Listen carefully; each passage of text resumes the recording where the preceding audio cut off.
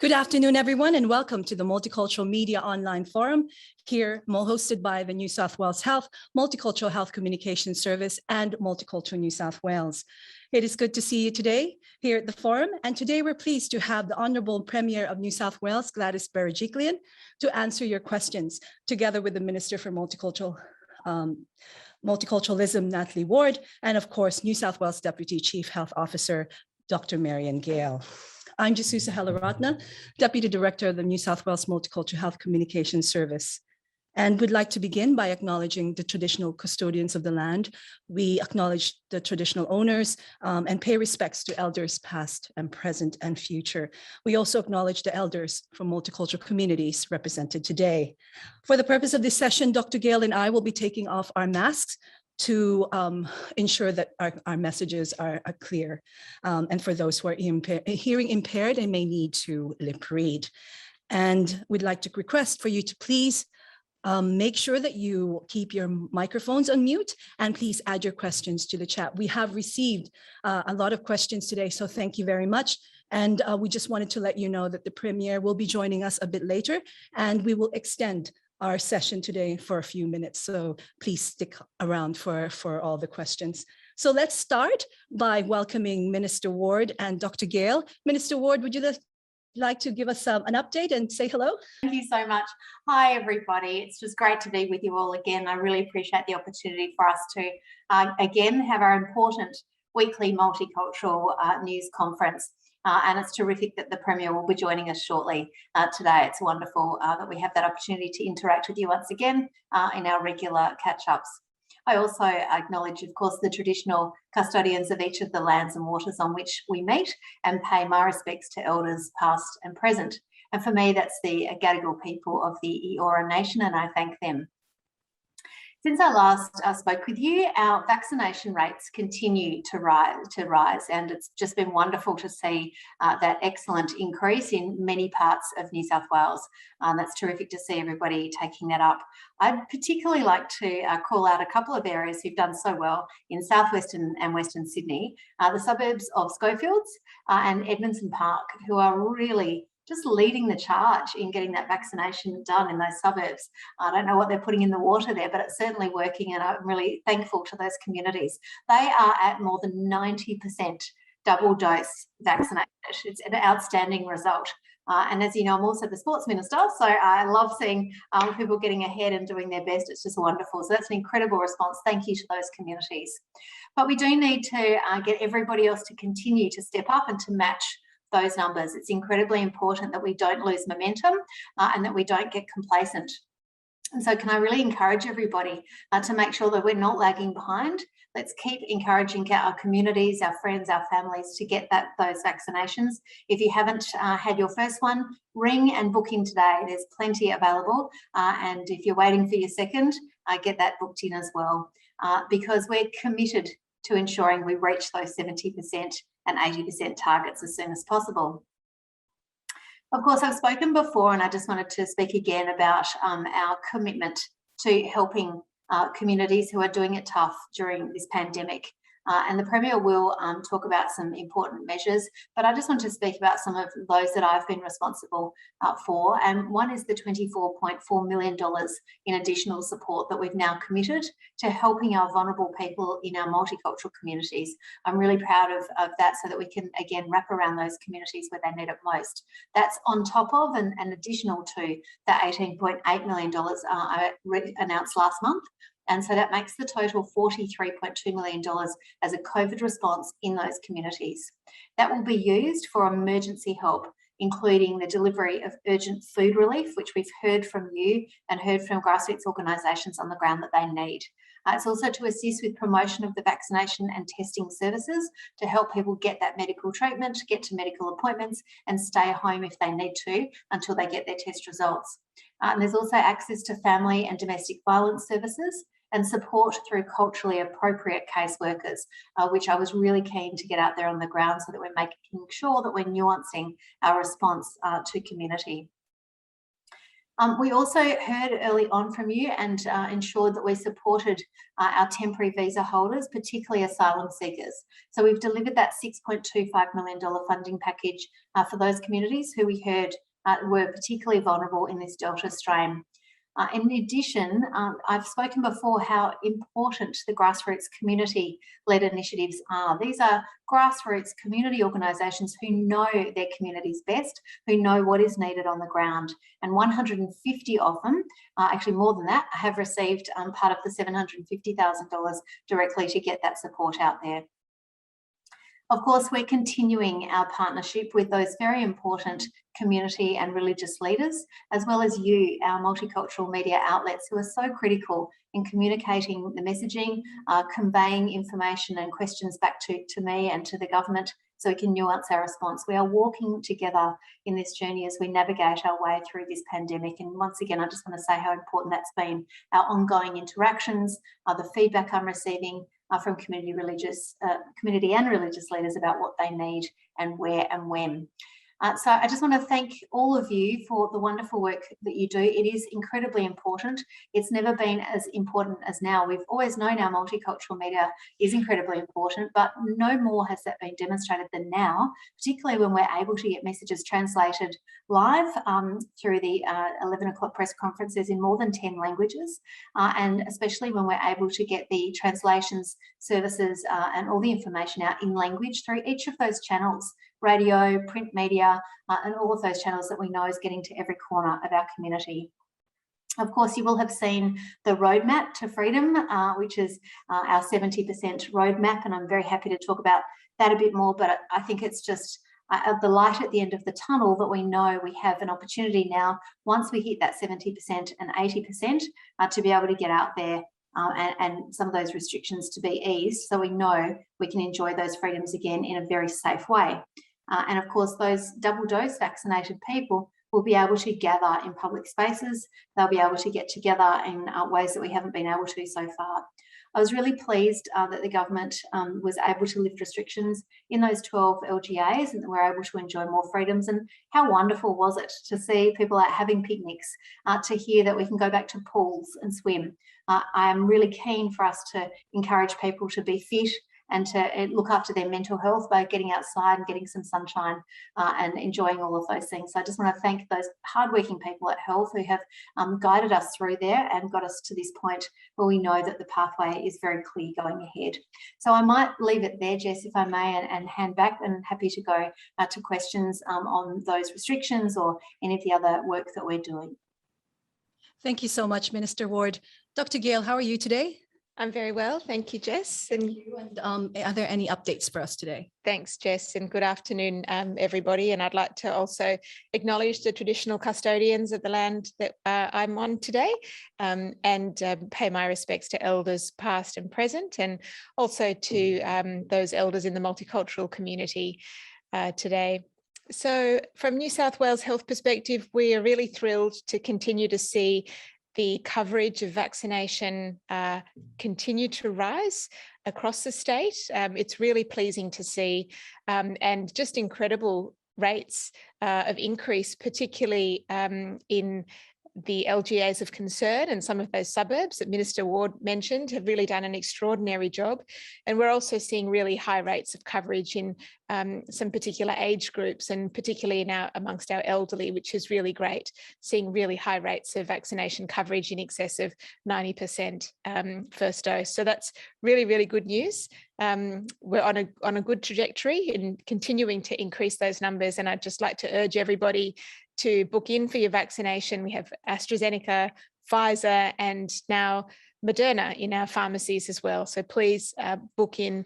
They're all highly effective vaccines, safe, and a really important part of our strategy in New South Wales to ending the levels of restrictions that we've got and mapping a path in managing the Delta variant. In terms of case numbers, till 8 p.m. last night, there were 1,035 locally acquired cases, and sadly, we reported the deaths of 5 people.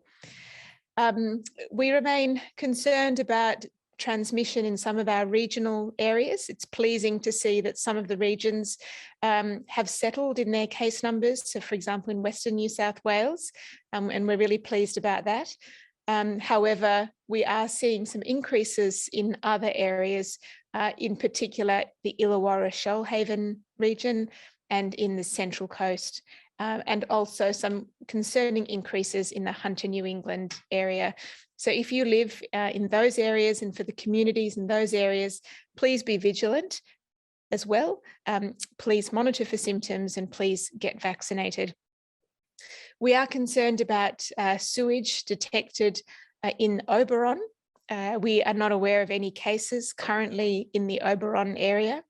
So we encourage the residents of Oberon to come forward for testing, be vigilant for symptoms. For those who have been vaccinated, a reminder that you'll be able to access your vaccination certificate via the Service New South Wales app in late October. And before then, you can access it through the Medicare app or with a copy of your immunisation record from your GP. So really good news to see how things are moving forward in relation to vaccination. So a big thank you to the community again for continuing to follow the public health orders. We know it's tough. We know it's been a long time, but it has been really important in conjunction with our rising rates of vaccination, maintaining our contact tracing, maintaining high rates of testing. All of those things together are serving us in good stead. We still have a journey in front of us, but a big thank you to everybody for all your amazing efforts so far. Thank you so much, Dr. Gale, for that update. We'll probably go to the questions now. We have a question from Reverend Navasu, and I guess we'll toss this to you, Dr. Minister Ward, because it's a question about cold communities and when the family's isolated and the food that they're getting is not what they want. What can they do and where can they go?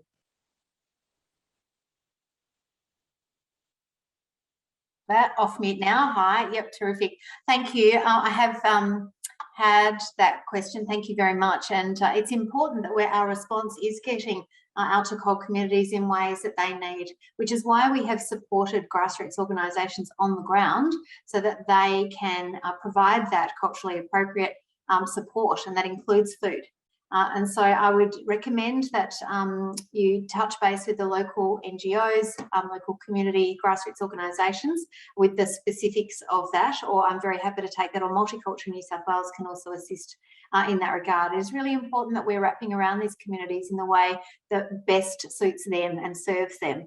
And so we've been very clear about that. That's why we got the funding out really early to grassroots organisations who know communities best. So can I suggest you go to Multicultural New South Wales, or also try to, in whatever the particular area is, I'm not sure where it is or what community it is serving, but that those organisations tasked with that job, and we've also asked a number of NGOs to make sure that they continue to do that with Oz Harvest and Food Bank and a number of organisations who are already there doing that work to make sure that they're getting that out there. But if you'd like to get particular details to me of what is needed and how we can help, I'd be very happy to do that. But I also know that Oz Harvest in particular are very nuanced at providing, I think it's 8 different types of culturally appropriate meals. And so they will provide halal, they'll provide kosher. And so perhaps Oz Harvest might be the way to go depending on the particular need of that community. Thank you. Thanks so much, Minister Ward. A question from Wei Wang from SBS Chinese Language Program. Can people who have received 2 doses of Chinese vaccines also gain additional social freedom in New South Wales at this stage? A typical question is, Jason traveled to China in March for an emergency. He accepted 2 doses of Chinese vaccines there and came back to Australia in August. Unfortunately, the Chinese vaccine hasn't been confirmed in Australia. Does it mean he can't get additional social freedom at this stage? And can his daughter not have her friend bubble? Dr. Gale. Thanks, Jess.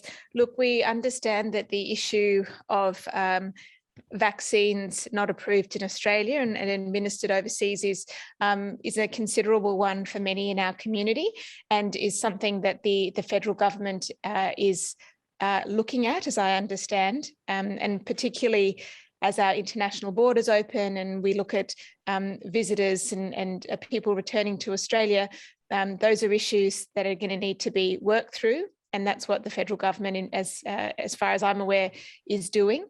At present in New South Wales, we recognise the vaccines that are registered in Australia for use by the TGA.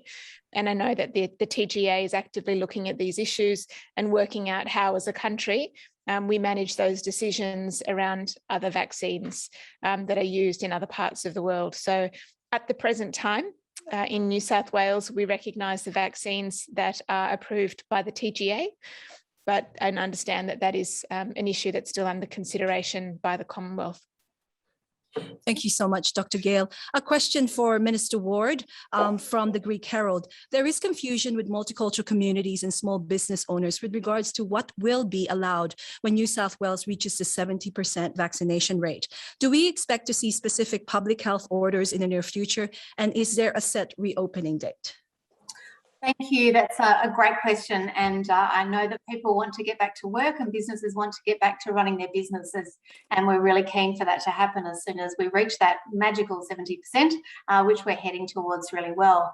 There will, of course, be specific health orders to make that absolutely clear.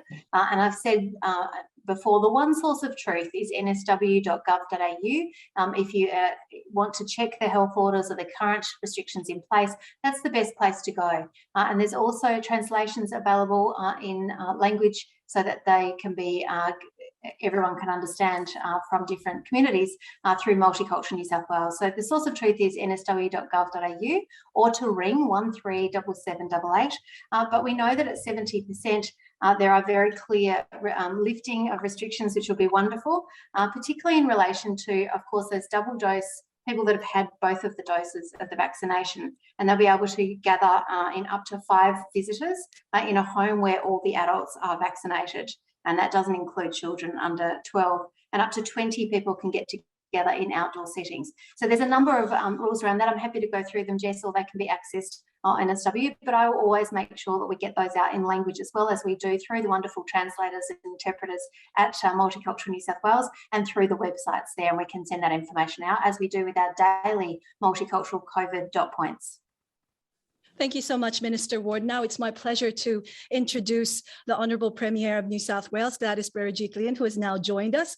It is also, incidentally, who is celebrating her birthday. So please join me in welcoming and greeting Premier Berejiklian a very happy birthday. How are you, Premier? I'm very well, and thank you so much for having me this afternoon. And can I start by thanking all of you who've done an absolutely outstanding job in conveying really important information to members of your own communities. And we couldn't have done our job without you. And on behalf of the New South Wales Government, on behalf of Minister Ward, on behalf of all of our agencies, can I just thank the ethnic media across New South Wales for the role you've played in helping provide that information to our communities. And I'm deeply grateful for that. And it shows in the results we're getting. We've seen a stabilisation of case numbers, and more importantly, we've seen those vaccination rates go through the roof for some communities who previously were a bit scared or hesitant. And that is in no small part due to the way we've all come together to work. And thank you so much for your efforts. Thank you so much, Premier. We'll start with some questions that we've received. We're hearing from the news and family overseas that vaccines don't work and are dangerous. We're worried about getting vaccinated. Any comment on that? Definitely. Please know that in Australia, we have very strict rules. So the vaccines that have been approved are completely safe. And not only are they safe, but also very effective. So we have obviously the Pfizer vaccine, the Moderna vaccine, which is in the same family of vaccine as the Pfizer. That's what we call mRNA vaccine. So Pfizer and Moderna are very similar. And then we have the AstraZeneca vaccine, which is the one that I've taken. Now, these are both very safe and very effective vaccines.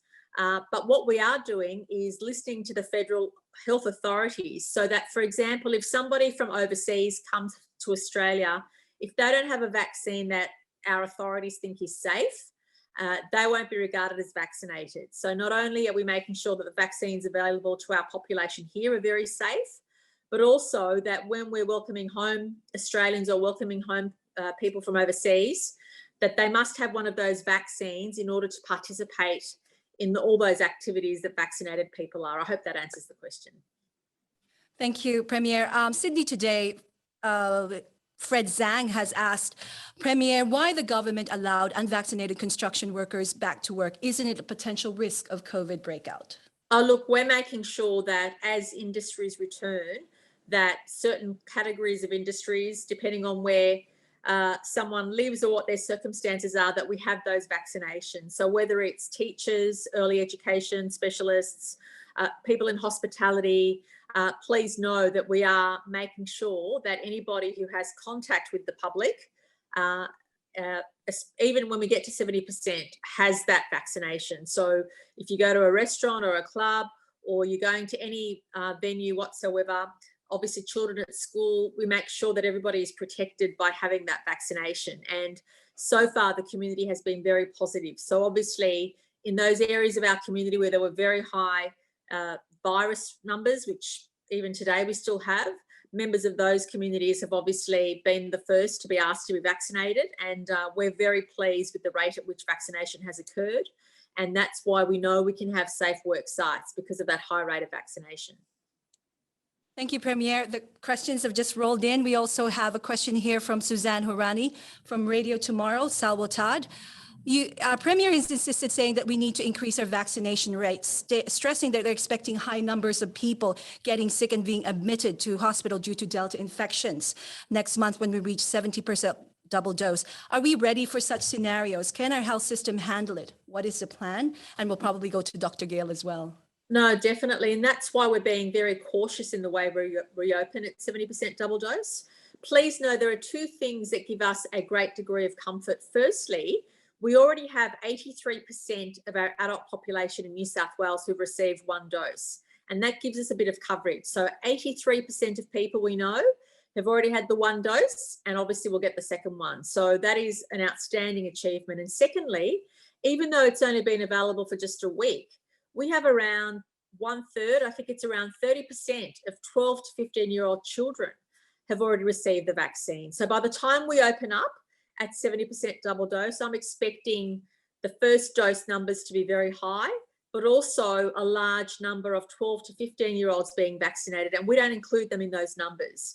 When we talk about the 70% double vaccination rate, we're only talking about 16 years and over. So the fact that we have higher first rate doses, but also a great proportion of our 12 to 15-year-olds who will be vaccinated, give us that extra degree of comfort. Plus, when we open up or start opening up at 70%, it will only be for people who are vaccinated. Unvaccinated people will not be allowed into venues or at events, to make sure we keep the population safe, but also to make sure we reduce the number of people that are going to have to go into hospital. Thank you, Premier. Dr. Gale, there's a question about the vaccine and if the health system can handle it, but they want reassurance about the new Moderna vaccine. And as the Premier is adding, that's all the vaccines that's available. Yeah, that's right, Jess. As the Premier said, vaccination is extremely important going forward. We know that vaccination, and that includes AstraZeneca, Pfizer and Moderna, are all highly effective vaccines. We know that they're highly effective in preventing somebody from getting COVID in the first place. They're highly effective from preventing people from passing on COVID to somebody else if they do happen to get it. And they're also highly protective against somebody, if they do get sick, from becoming severely unwell, from becoming hospitalised, being in ICU, and highly effective at preventing death. So that's why vaccination is such an important part of our strategy moving forward as we learn to live with COVID. Vaccination is extremely important in avoiding people becoming seriously unwell and avoiding that volume of unwell people in our hospitals and in our ICUs. Our ICU doctors and nurses don't want to see you or any of your family members or any of your loved ones in ICU. Of course, if anyone does become seriously unwell, whether from COVID or from any other health condition, the New South Wales health system is ready and more than capable of taking care of you. If you or anyone in your family or circle of friends needs healthcare, but we'd much rather not see you. And so to that end, vaccination is incredibly important. And the new vaccine that we have, Moderna, is highly effective. And I'd strongly encourage anyone who hasn't booked in, whether that be for AstraZeneca, Pfizer, or from Moderna, which is now available in pharmacies, to please do so. We have some very good vaccines available to us. So please come forward and get yours. Thank you, Dr. Gale, and thank you for that question from Fat and Dana from Radio 2 FM. Premier, we also have a question from Pawan Lutra from the Indian Link. Premier, thank you for joining us for this Multicultural Media Online, and firstly, congratulations for the wonderful way you have communicated with all of us in your 11 a.m. conferences. Premier, an issue of concern to the many multicultural communities is the ability to have double vaccinated families travel to Australia from even countries of low vaccination rates. Will it be possible to raise this issue to the National Cabinet level to allow double vaccinated people to travel to Australia, obviously as international travel opens up? Oh, look, that's definitely something New South Wales looks forward to leading the nation on. But we are also bound by what our federal authorities regard as safe vaccinations. So I don't know enough about what countries are offering what level of vaccination or what type of vaccines, but it's very important for us to take the advice of our federal authorities on what vaccines are regarded as effective and safe. And the tourists we welcome in the future will obviously have to be able to have access to one of those vaccines that are safe. And we're looking at all those opportunities. I don't want to rule anything in or out at this stage. We have to be very safe, but we also have to follow the guidelines of our federal health authorities. And Dr. Gale might have more updated information, but we know, for example, that the vaccines that are available in Australia are extremely effective and extremely safe, but not all vaccines around the world have demonstrated the same level of effectiveness and safety. And that's why we'll have to take the advice of our own health experts about what vaccines are regarded as safe to have people come to Australia with those vaccines. Thank you, Premier. Would you like to add to that, Dr. Gale? Well, thanks, Jess. Look, I need to say that in Australia, in our federal authority, the Therapeutic Goods Administration, they're a highly skilled authority, very well recognised and very well connected with their counterparts in different parts of the world who carry out a similar function about looking at the safety, the efficacy and the effectiveness of different kinds of therapies, including vaccines. And so we know that our colleagues at the TGA are working very hard on these issues and working closely with their counterparts in other parts of the world to make sure, as the Premier said, that any vaccines used in Australia are safe and effective, and also that for anyone entering Australia, that we can make sure that they are vaccinated with vaccines that we know are also safe and effective. So that work is ongoing, and we look forward to hearing more from our federal counterparts in due course. Thank you so much, Dr. Gale. A question from Violi Calbert from Radio Tagumpay, which is a Filipino radio. And Premier, you might want to answer this. With parents who are anti-vaccinated and or anti-vaccination and not having their children vaccinated, can their child care allowance be discontinued? And can daycare deny admission to unvaccinated children? Very good question. I will attempt to answer the question in relation to our school system. So obviously for children at school, we are requiring every single teacher to be fully vaccinated and are offering the vaccines to children over 12 years of age. But as you might be aware, Australia yet hasn't given approval for children under the age of 12 to receive any vaccine. So obviously, whilst we require childcare workers to be vaccinated, at this stage, there is no vaccine available for children under the age of 12. So I'll ask Dr. Gale if there are any updates on that, but please know that all the vaccines available in Australia at this stage are for children 12 years and over, and we're still waiting for the health authorities to approve any vaccine for under 12-year-olds. So obviously, until that happens, unvaccinated children will be allowed to attend childcare centres. However, the early childhood teachers must be vaccinated, and Dr. Gale might have further to add on to that. Thanks, Premier. Look, just to say that I'm aware as well that a number of the vaccine manufacturers are undertaking studies to look at the safety and the effectiveness of vaccines in younger children. And I understand that there was some data released by Pfizer, for example, just recently looking at results from studies in children under 12 years old. So what normally happens is that when these pharmaceutical companies or the companies that produce vaccines undertake these studies, then that data, that science is then reviewed by authorities like the Therapeutic Goods Administration in Australia, who look at that data, assess its quality. Are we satisfied that that is good enough evidence of safety and efficacy and effectiveness of that product, that it could be then adopted and recommended for Australia. So I know that our authorities in the TGA are always looking at that science that is produced by those vaccine manufacturers.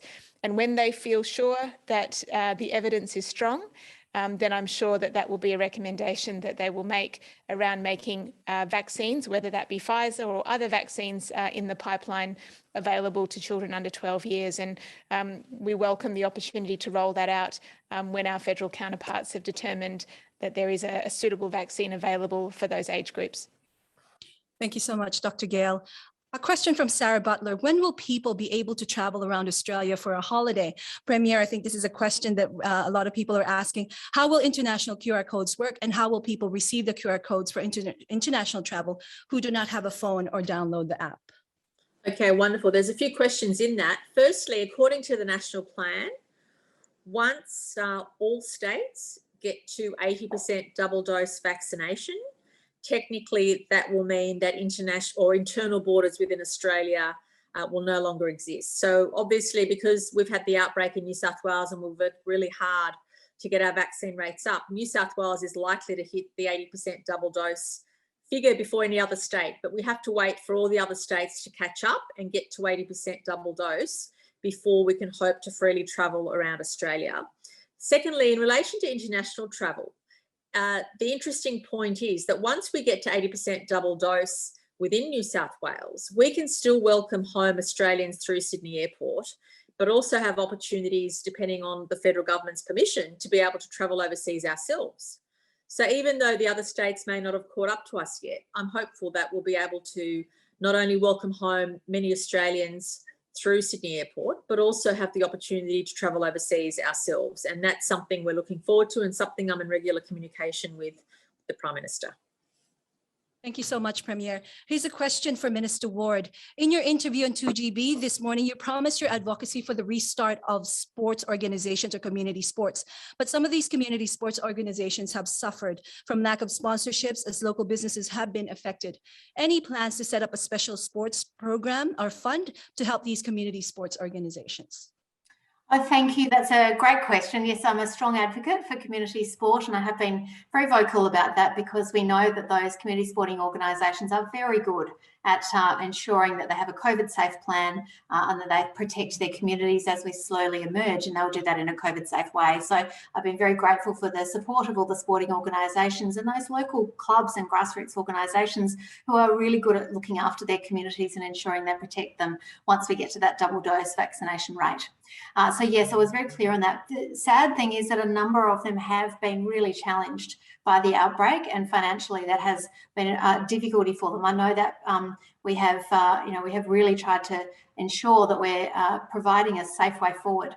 I will be speaking with the Treasurer, as I think I indicated this morning, to see what we can do to provide assistance and support. But the most immediate thing we can do is find a pathway for them to reopen, and reopening and allowing competitions to happen again, and training and getting those seasons started, particularly for outdoor sports, we know is really important to them. So that's the first step. And I, of course, will be taking up the rest as part of the roadmap forward financially to see how we can wrap around them. But those communities are amazing, and I have such faith in them to get their people out on the grass, kicking a ball around and ensuring that team sports can go ahead as soon as we get to the double dose vaccination rate and health tells us that they're happy with the COVID safe plan.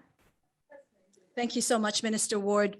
Many happy returns and happy birthdays, Premier, that's coming through in different languages here. And a message from Emmanuel from the Assyrian Media. Happy birthday. And how will life look like for the unvaccinated when the state reaches 80%? And will the unvaccinated people have access to church worship places and wedding venues? Very good question. We are discussing these issues in the next few weeks, but we shouldn't assume that unvaccinated people will have freedoms at 80%, because we have to rely on the health advice. It could be sometime, some weeks after we hit 80% double dose, because we certainly don't want unvaccinated people ending up in hospital or else spreading the disease, because if you're not vaccinated, you have a greater chance of spreading the disease to others, and that's what we need to prevent. So whilst those of us that are vaccinated will have extra freedom at 70%, at 80%, that's not a guarantee for non-vaccinated people. In fact, non-vaccinated people are likely to have to wait longer before they can participate in any event, and that's to keep the community safe, but also to reduce the number of people that will end up in hospital. Thank you, Premier. Another question from Sandeep from FCA, Indian Media. Concern has been raised by many community members living in apartment blocks that everyone there may not double or even get single vaccinated. This can pose a risk for other vaccinated residents. So how can it be addressed? Obviously, we're encouraging everybody to come forward and get vaccinated. And we've actually spoken to many community leaders. Many of you may have been part of the consultation process to say, how is the best way to reach your community? What is the best way to encourage them to be vaccinated? So we are doing everything we can to protect those most vulnerable. And interestingly, in parts of Western and Southwestern Sydney, we have vaccination rates almost at 90% for first dose. So that's very, very positive. And of course, we appreciate that when people are living close together, living in apartment blocks, we want to try and make sure our vaccination rates are as high as they can be. And we need to keep pushing the message, keep pushing how important this is. We're still seeing the vast, vast majority of people end up in our hospital system, those that haven't been vaccinated or have only received one dose. So we know the vaccines work, we know how important they are. And I share the concerns of people who might say, well, I've protected my family, but what about those people that aren't protected? And that's why at 70% and 80%, we'll make sure it's only the vaccinated people that can participate in activities to protect everybody who's been vaccinated. And that is very important. Thank you, Premier. Here's a question here. If I've had COVID, when can I get vaccination? I think we'll pass this on to Dr. Gale. This is a very important question about if someone has COVID, when can they get the vaccine? Yes, thank you, Jess. So for people who have recovered from COVID-19, what we do know is that your body has built up some immune response to COVID-19 and giving you what we call antibodies that might protect you and give you some natural immunity to COVID for a period of time. At the present moment, the science indicates that that period of natural immunity might last up to around 6 months. We're still getting new evidence around that. And generally, the recommendation is that for a person who has had COVID, vaccine is not, you don't have to get a vaccine for a period of 6 months after having COVID-19. However, it's a good thing to discuss with your doctor. There may be certain people who have pre-existing medical conditions. So, for example, people who might have an immune system that might not be as strong as other people's. And for those people, perhaps earlier vaccine might be indicated. Or similarly, for people who might work in high-risk settings, again, discussing with your doctor around having an earlier vaccine would be reasonable. But we think that natural protection lasts for about 6 months after being infected with COVID. Thank you so much, Dr. Gale. Premier, there's a question here from FEMA. Thousands of people are waiting to know when we reach 80%. Will the international border be open to our families overseas? And will they be allowed to 7-day home quarantine? Well, that is definitely our intention. And they'll be able to quarantine at home, returning Australians, at that time if they have a vaccine that our federal authorities regard as safe. So at the moment, we are trialling what a home quarantine system will look like. We're trialling a 7-day home quarantine system, and we're optimistic that by the time we get to that 80% double dose rate, we will be able to have home quarantine for Australians coming back home from overseas, but they will need to be fully vaccinated with a vaccine that our health authorities think is safe. So if returning Australians have either AstraZeneca, Pfizer or Moderna, which are the 3 recognised vaccines in Australia at the moment, they will be able to potentially have home quarantine at that time. So that is our plan. We're working through all those challenges now, but that is definitely our intention. But it's really important to encourage your friends and relatives who want to come back home to get Pfizer, Moderna or AstraZeneca as one of the 3 vaccines which our federal authorities regard as safe and acceptable. And there may be other vaccines they add onto the list. They're the 3 that I know of at this stage. And Dr. Gale might have updates on other vaccines that may be regarded as safe. But at this stage, they're the ones that I'm aware of. Thank you so much, Premier. And we have run out of time in the Premier. Thank you so much for being here. Any last words for the multicultural media? Oh, just my heartfelt thank you and deepest gratitude. I've seen how hard all of you have worked to sometimes convey information it's very difficult to convey, but please know that your efforts have saved lives. If people didn't come forward and get vaccinated in the large numbers they did in our communities that traditionally may have been worried about the vaccines, we would have seen so many more deaths, so many people end up in hospital. So I'm so proud of all of you for really doing a wonderful job in conveying important public and health information to your communities. And please know that your efforts have literally been life and death. Your efforts have literally saved lives. And I'm very optimistic about our future. We do have some challenging weeks ahead, no doubt about that. But I also feel that by working together, by showing respect for one another, by providing that information to those of our community members who need it the most in a way that they appreciate that information is really key to us being able to move forward together in a safe way. So my deepest gratitude, heartfelt thank yous, and I can't wait to see you all in person before the end of the year. It's been difficult for all of us, but our job's made that much easier by your efforts. And I also wanted to extend my deepest appreciation to Dr. Gale and the health team, and also to Minister Ward, who through New South Wales Multiculturalism New South Wales has managed to ensure that we provide you with the support so that you can convey this information to your community. So thank you to Minister Ward and also to Joseph Laposter at Multiculturalism New South Wales for the unbelievable job they've been doing as well. Thank you so much for joining us, Premier, and a happy birthday to you. Thank you. Thank you so much. Happy birthday to Premier. Thank you. Thank you. And we'll have some last words from Minister Ward and Dr. Gale. Minister Ward. Thank you so much, Jess. I also wanted to echo the Premier's comments and say how critical multicultural media has been, and thank you for the privilege of walking beside you in this journey. I know that I've said it many times and I will say it as often as I can, you are critical in making sure that we are saving lives, and I want to thank you for getting messages out to community and language in every corner. I also want to thank all of the health professionals who have been working so hard, particularly multicultural health, to make sure that we're getting that culturally appropriate support to you. And also my incredibly hardworking team at Multicultural New South Wales. They are phenomenal. They're always available. Nothing's too much trouble. And they really are ensuring we are wrapping around communities as much as we are able to partner with you. There is light at the end of this tunnel. We know that. We're almost there. We're so close. And I just want to thank you all again. And I also just wanted to say to Jess, happy birthday for Sunday. It's also another birthday. So happy birthday, Jess. I hope you celebrate in a COVID-safe way, but have a wonderful, wonderful birthday on Sunday. Thank you for your greetings, Minister Ward. And Dr. Gale? Thanks very much, Jess. Look, I echo my thanks to all of you. We know that this has been a tough time, a difficult few months, complex messages, rapidly changing messages for the community.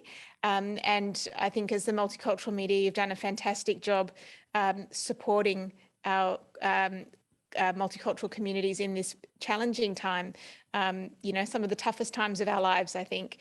So really a big thank you to all of you for everything that you've done.